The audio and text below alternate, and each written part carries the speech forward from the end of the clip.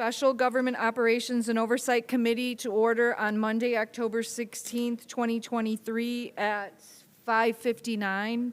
Roll call, please. Alderperson Florian, Present. Alderperson Bolton, Alderperson Newsom, Alderperson Felix, Present.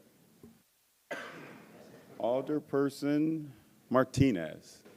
Present. We have a quorum, correct? So we can seat them when they come back? Okay.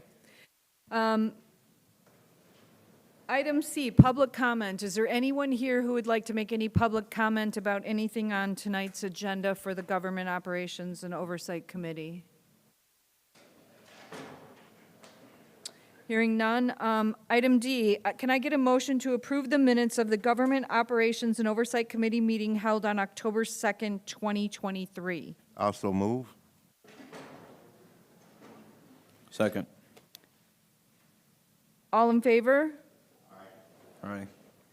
Any opposed? Okay. Can I get a motion to seat Alderwoman Bolton? Motion. Second. Thank you, gentlemen. All in favor? Aye. Aye. Any opposed? Okay. And same, here comes Alderman Newsom. So can I get a motion to seat Alderman Newsom? Motion. Second. Thank you. All in favor? Aye. Any opposed? Okay. Let's move on to new business, number 2. Item A, I need a motion and a second for a resolution accepting and approving the City of Waukegan Strategic Plan and Goal Development Report 2023. So move. Motion. Thank you. Any questions or comments? Are we going to have a presentation, actually? Yes, Okay, we actually sorry. will have a presentation. We have Dr. Greg Kuhn and Professor James Norris. The floor is yours.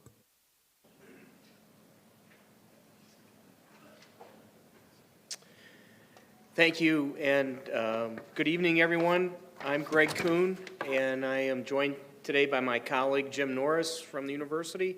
We're from Northern Illinois University's Center for Governmental Studies, and we've had the opportunity to work with the city and the city's strategic planning committee over the last several months to develop a strategic plan. And tonight, with your permission, we'd like to just review highlights of the process and the results, if we may. So if I could proceed? Okay, thank you. Jim?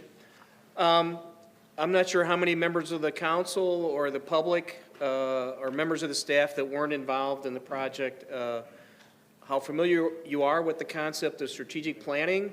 But as some people at the university could tell you, I can teach an entire semester on this subject, and I will not ask you to endure all of that material. So let me just boil it down. Strategic planning is an organization's or leadership group's expression of the future. That's what it's about. So we take organizational leadership teams through discussions and exercises to try to imagine the future and then develop a set of goals that they'd like to accomplish. But no strategic plan is a direct straight line set of tasks or accomplishments. The thing that made strategic planning strategic was taking into account what's going on around you. So we ran the group through some exercises along those lines too. Jim, if you could go to the next slide. Study this. This will be on the next quiz. This is a map of the strategic planning process from beginning to end. I won't read it all to you. This will be, it is in the report. But strategic planning is a cycle. And I think the comments just to introduce the topic about updating. We work with cities, counties, units of local government, nonprofits. Even in the university, we work with units within our own house, so to speak. And strategic planning is something that an organization should touch and look at and update, you know, whether it's every 2 years, 4 years, et cetera, but it should not be static. But the process, this model would indicate, is a series of conversations and a series of exercises taking a variety of things into account, resulting in a set of goals, then acting on those goals, and then starting the whole thing over again. Jim? We wanted to recognize and thank the city's Strategic Planning Committee. These are the names of everyone that served, and there were a lot of people that were very active from this group, but also there were other members of the staff that helped us along the way. So we had a lot of different perspectives, a lot of different ideas, and it was not reserved just to this group. Jim, if you go to the next slide. We also took in information from the community, and I'll show some of that, highlight some of that information, who participated in the next slide. But generally, if you look up on the screen right now, what you're seeing are the three primary parts and pieces of doing a strategic planning initiative with an organization. Before you start, like any good project, we have to have a kickoff. And so a lot of our work is built around what we call a leadership workshop or a leadership retreat. And but before that gets going, we spend time with the group to do a variety of things. First, we kind of get people into the game, so to speak. So we run them through a series of exercises, start to ask them to imagine the future. We also try to get a good feeling for what the organization and the community is like today. We collect a variety of background materials, and then we do stakeholder input. So stakeholders are people within the community that have an interest in what the city does as a government, as an organization, as both a representative and a leader of what happens in the community. Then after that stakeholder input work is completed, we bring that information back to the leadership workshop. During the leadership workshop, we look at the mission, we do some visioning, we look at stakeholder input, we do a SWOC analysis, SWOC. Previously, it was known as SWOT, SWOT analysis. That stands for strength, weakness, opportunities, and in this case, challenges. And then we develop goals. After the workshop, we do some goal refinement, some consolidation, et cetera. We asked the people that were involved in the process to rank the goals that were developed, and then we came back and we did some action planning with the group. Jim, if you could. So pre-workshop, we call this kind of our listening tour. We gather information, et cetera, and in this case, we conducted a series of focus groups, and we did also undertake one, what we call kind of a mini survey. So we worked with the Mayor's Intergovernmental Committee, frontline staff members from the city. We worked with the Training Group 2 within the city. We looked and worked with the Faith-Based Advisory Committee, and then the nonprofit agency panel. It was hard to get them scheduled, so we ended up doing a small survey with that group. So all these voices and ideas were part of the input process. Jim, next slide. So here's what we heard from all of that input from your stakeholders. The themes that emerged are up here on the slide. One was collaboration, and collaborate to address the socioeconomic challenges that are part of the community as it stands today and in the future, and trying to continue to improve the quality of life and the circumstances for everybody in the community, business sector and residents alike. Another theme that came up was promoting a safe and welcoming community. Next was develop and promote a unified vision. And this was an interesting finding from all these groups. They felt that a vision is important, but it's also one that everybody that can get behind and back, so being unified. That was an important element. The next one was to rebrand and make Waukegan a destination community. And it was all about, image and what happens here and the Waukegan of today, versus people's either conception or misconception about the city before, whatever it might be. And we hear this a lot. We work with municipalities, counties, other units of local government. Branding is a real thing because you're out there competing just like all the other units of local government. People ask the question, why Waukegan, whether it's for their business or to make it a place to live. And lastly, another theme that came from the focus groups was streamlining processes, becoming a more efficient and effective government as much as you can, and investing in the organization, because that is the machinery that makes things happen. Jim, if you could. So the strategic planning process, just briefly, we did a prep meeting. We talked about strategic planning. We did a little bit of scanning, and then we asked the group, this is one of our favorite questions. We're giving away all our secrets tonight. We asked people to say, what's one amazing thing that happened? And as you might imagine, for our team, the last few years, considering COVID and how it impacted everything that we all did, it was really, and it has been quite interesting to ask organizations to look back and say, what's an amazing thing that happened?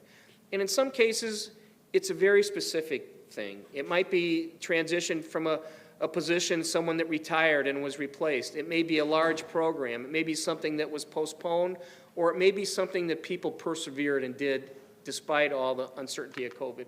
So that was at the prep session, and then our leadership workshop. We look at the mission, we review the mission, we do visioning. My second trade secret I'll give out to everyone today, this is the second group we shared this with today, is we ask people just to imagine the future. If you stand here today and you magically somehow were placed in the future, or if you, I'm sorry if any of you didn't win that $1.8 billion lottery, but if you would have won it and you traveled the world for 10 years and you came back to Waukegan, it's a very simple question. What do you think, or what do you hope you would see when you come back? And I tell you, that is a very simple question, but it's immensely powerful. We've been using that question for 25 years. I thank one of my colleagues, Professor Gabers, Jerry Gabers, for that. And it gets people thinking. So anyway, we start there. We do a SWOT analysis. We do the stakeholder input review. And then we start to develop goals. And we do a mix of large group and small group exercises. And then lastly, once the goals are identified, we ask the group then to prioritize. Jim? So I just want to share with the group some of the things that we heard during these exercises. Envisioning what people saw in the future, this is what we call a word cloud. It may look like word scrambled eggs to you up on the screen, but these are some of the words. So the larger the word is, the more often it was used by people as we do the analysis. So pride in place, a revitalized lakefront, more technology, a revitalized downtown, being attractive, having access to developable land. You look through all the words and phrases that are on there, you might see police building up there as well. These are things that people were talking about. What did they see in the future? Jim, let's go to the next one. There's two word clouds here. Part of that SWOT or SWOC analysis is to ask people, what are the strengths, what are the weaknesses that are happening? Now, we asked this question, as is the prior question, to the focus groups as well. And this is a collection of the different things people saw. What are some of your strengths? Strong city services, passionate residents, your water treatment. I mean, for all of us that are on Lake Michigan or near Lake Michigan, we take it for granted. There are a whole lot of other places in the United States that look at that as quite the jewel that it really is. We talked about your comprehensive plan. We talked about the park district. We talked about social services. We talked about job availability and the kind of things and the kind of industries you have in and around Waukegan. What are some of the challenges that are coming up?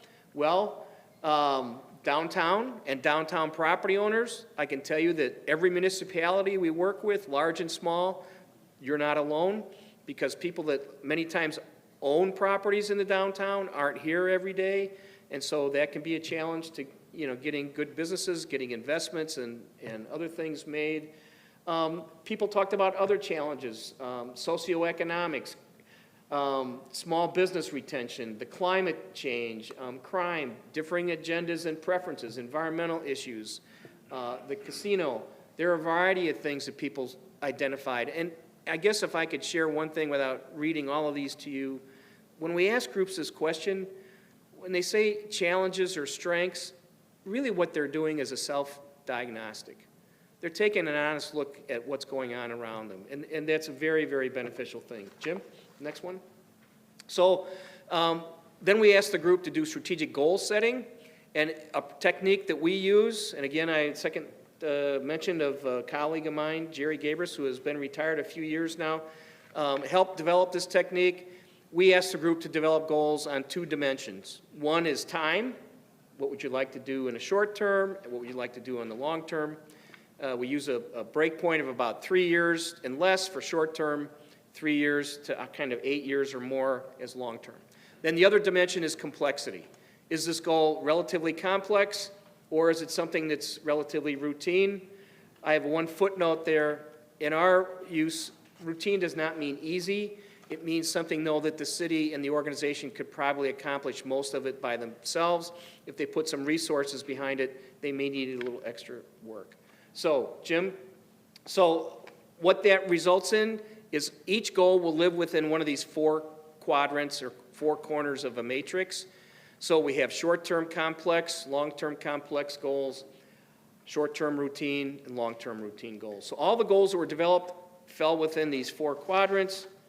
And Jim? Oh, I already covered all that. Look, I'm ahead of myself.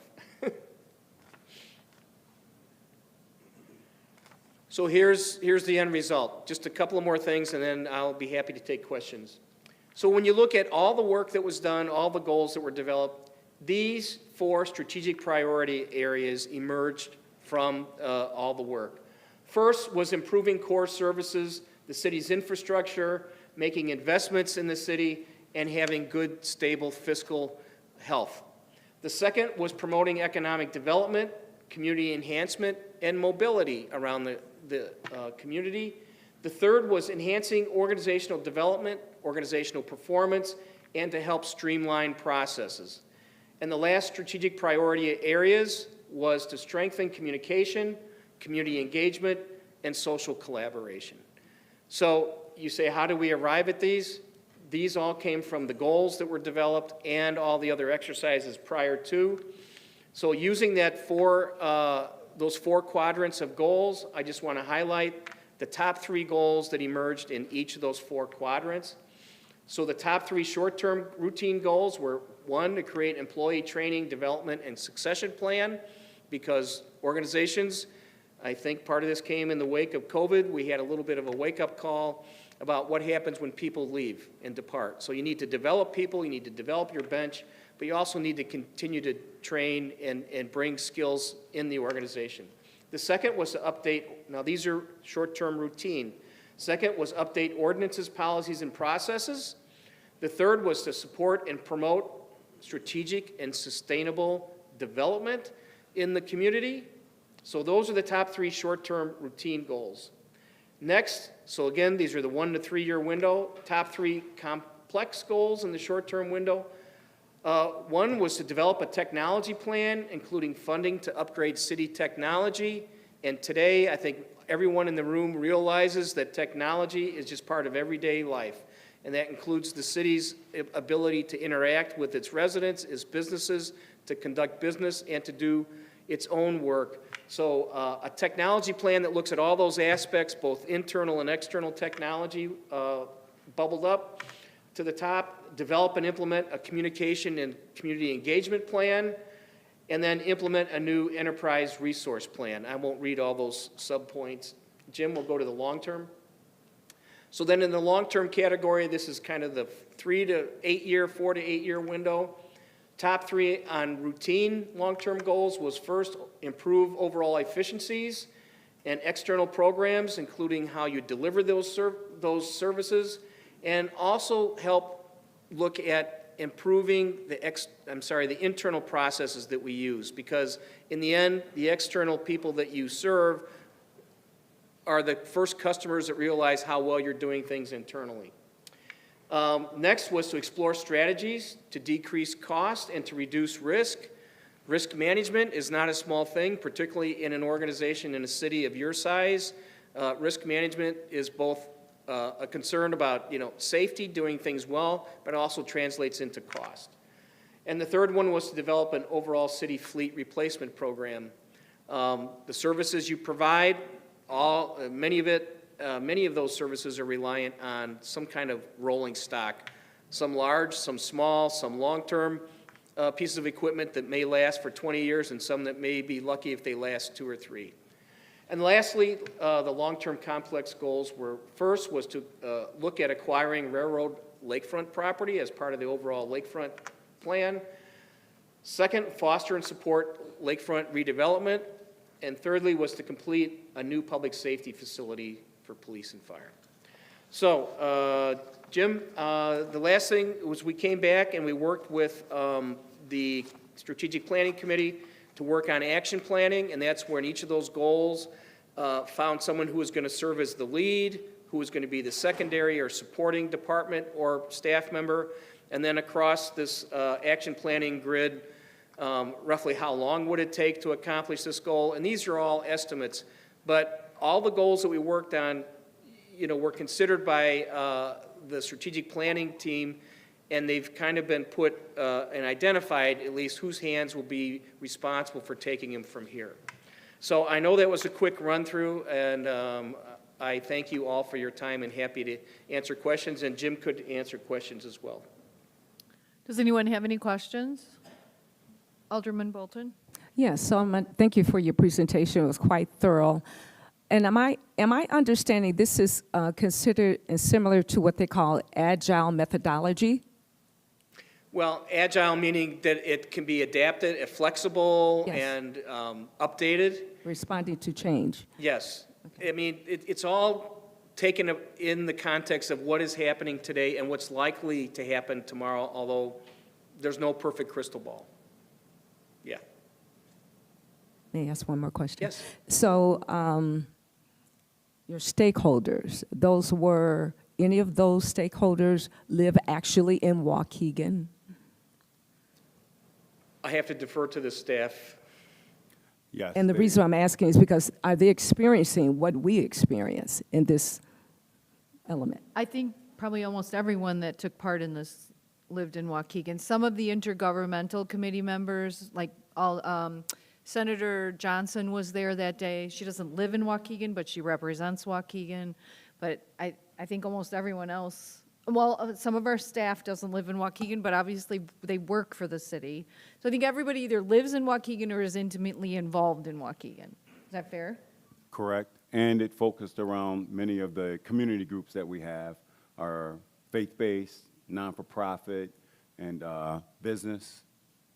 They were all pretty much local unless they lived somewhere else from being in the intergovernmental or a larger group. Thank you. I have a question. So have you ever worked with other cities and municipalities? And if so, what were the results? Oh, yes. I've been doing strategic plans for municipalities for about 25 years. And I think right now our team has something in the order of, we're around 20 active projects right now. Not all are municipalities. Some are other units of local government. We have some in higher education we do. But the results, it's a good question, and we'd happy to give you a list of communities that we've worked with. You could go out and look at their plans. So I would say themes that we see across communities: communication. Improving communication is on everybody's list. This idea about branding and marketing is something that everybody identifies. Fiscal health and stability is something that people talk about very frequently. Infrastructure, investing in facilities, et cetera, are very common. Other things, redevelopment, economic development. I would say, you say, well, Greg, that's really interesting, so why don't we just take a page out of somebody else's and put it in ours? At a meeting we were at earlier today, the comment was made that we've said often, the outcome and the process are all based on everybody that participated and everybody that had input, what's going on here, and where do we want to go. What we get at the university, the advantage we have, is we get to step back and go up 30,000 feet and say, well, what's happening across many municipalities? And so there are commonalities, but it doesn't do any good to say this should be one of your goals if it isn't really what the people of Waukegan see is important to them. But theme-wise, I think if you just go down that list I just recited, infrastructure, branding, communications, fiscal stability, economic development. Oh, thank you, technology. It's something that's on a lot of people's minds, but then the next question is, how are you going to do it here, and at what stage of working on those things are you at here? I have a question. What things that are in our control that we can adapt pretty quickly, like let's say marketing, branding, how fast can that move along to start helping in these different things, that we're wanting to get to? Like, how much does branding affect that, and how fast can we adapt that?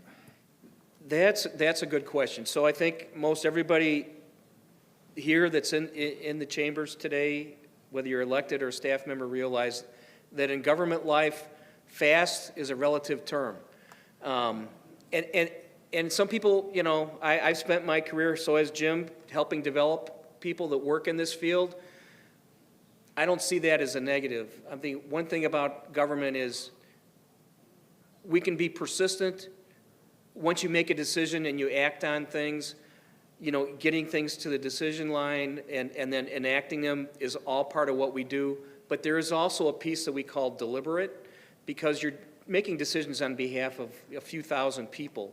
And so you want to make sure that whatever direction you go in is where you want to aim. So our view is kind of reflected in our goals matrix. 1 to 3 years is pretty short. There are some things on here that can definitely be done in the next year.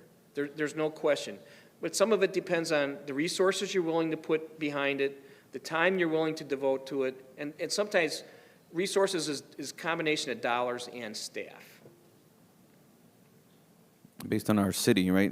What you've seen, what we have available currently. What are some of the hurdles that you see, or improvements that we can adapt pretty quickly?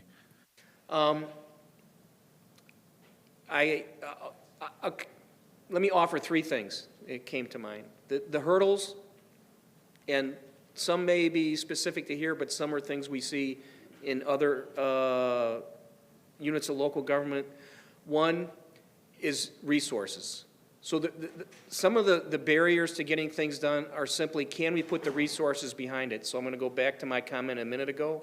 It's both dollars and the human capital or the people required. So if you don't have the human capital here, some things you can contract out for, right? You can bring in expertise to help you do that. So that can help overcome a barrier or help advance things a little bit faster. I think another thing that's is here, stands between here and getting something accomplished is consensus. Having clear direction is such a powerful thing. And if people feel that, hey, this is the way we want to go, and we've got the support and backing to do it, that makes all the difference in the world. And then I think the third thing that's going to impact getting things done is sometimes circumstance.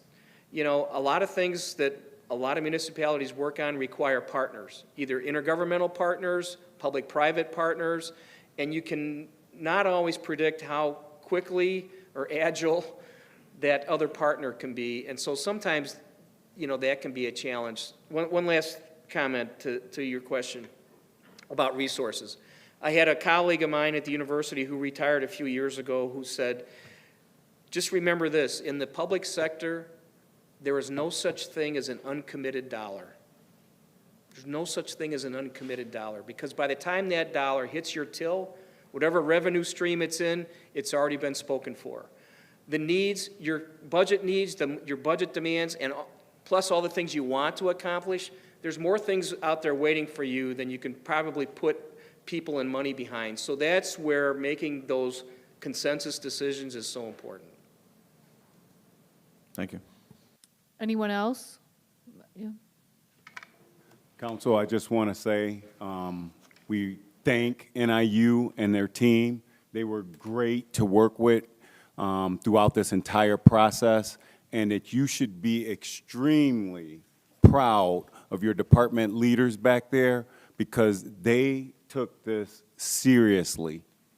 They want to deliver the best and efficient service to this community They took it serious throughout, and they look at this as a roadmap to our continued success. So again, I just want to make sure that I say it.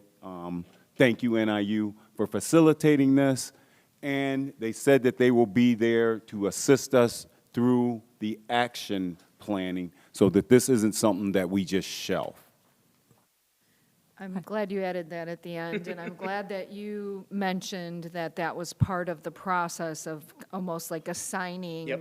duties to people to make sure, because we do get accused of having these plans and then letting them sit on a shelf, and we don't want that to happen with this, for sure. So thank you for everything you did to help this come into fruition and what you'll be doing to help us make it happen going down the road, so. Well, you're all most welcome. It was a pleasure for us. We were glad to be invited to help, and our hope is we'll be back in a couple of years talking about an update. So we wish you all well, and we're only an email away. Okay. Thank you. Thank you. And I'd just like to echo what Chief George Bridges, thank you so much. I validate the point. Thank you so much. Okay, so this is a resolution. Do we actually have to vote on this? Yes, yes. It is a resolution accepting and approving the strategic plan. Okay, so we have a first and a second, so roll call, please.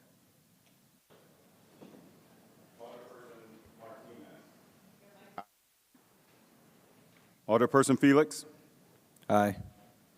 Alderwoman Newsom, Aye. Alderwoman Bolton, Aye. Alderwoman Florian. Aye. Push. Item C, a resolution authorizing the renewal of employee benefit agreements and the execution of retiree benefits agreements for calendar year 2024. Can I get a first and a second? Motion. Sorry, I already crossed that off, sorry.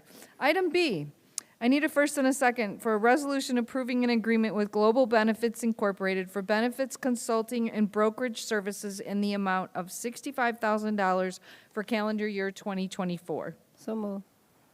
Second. Thank you. Any questions to this motion? I have a question.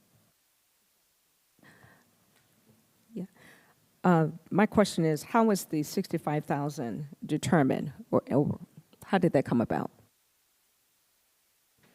We have someone here from Global Benefits that will answer. Hi, good evening. I'm Lawrence Marks with Global. It's an honor to be here and serving you guys.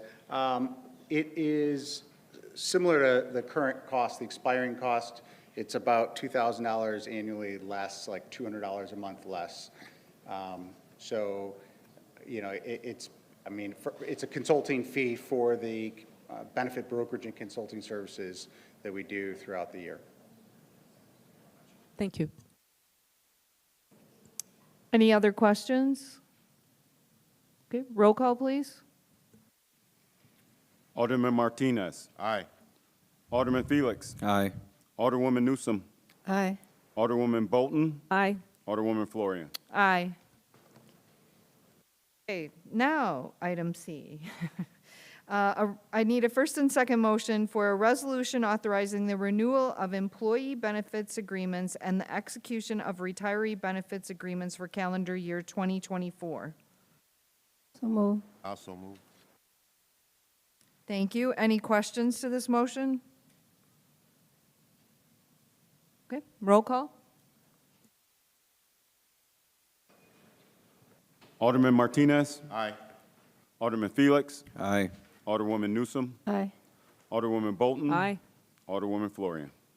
Aye. Motion passes. Thank you.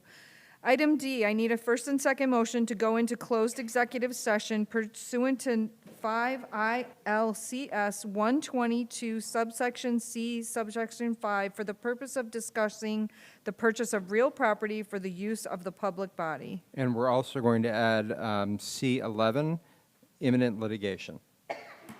Great. Can I get a first and second motion? I so move. And we need a roll call on this, Stu? Yes, roll call, Okay, please. Roll call. Alderman Martinez. Alderman Felix, Aye. Alderwoman Newsom, Aye. Alderwoman Bolton, Aye. Alderwoman Florian. Aye. Can I have an identification of who was the second?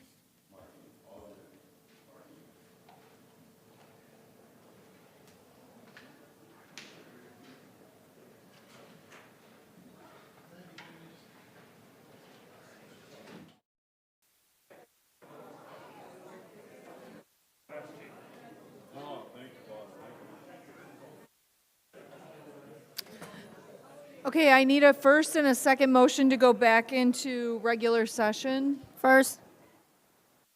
Second. Roll call, please. Alderman Martinez. Aye. Alderman Felix, Aye. Alderwoman Newsom, Aye. Alderwoman Bolton, Alderwoman Florian. Aye. Oh, I'm sorry, there is no old business, there are no reports and communications, so I need a first and second motion to adjourn. So moved. First. Second. Thank you. Can we do all in favor on this? All in favor? Aye. Aye. Any opposed? Okay, we're going to take a 5-minute break and city council will start at 7:13.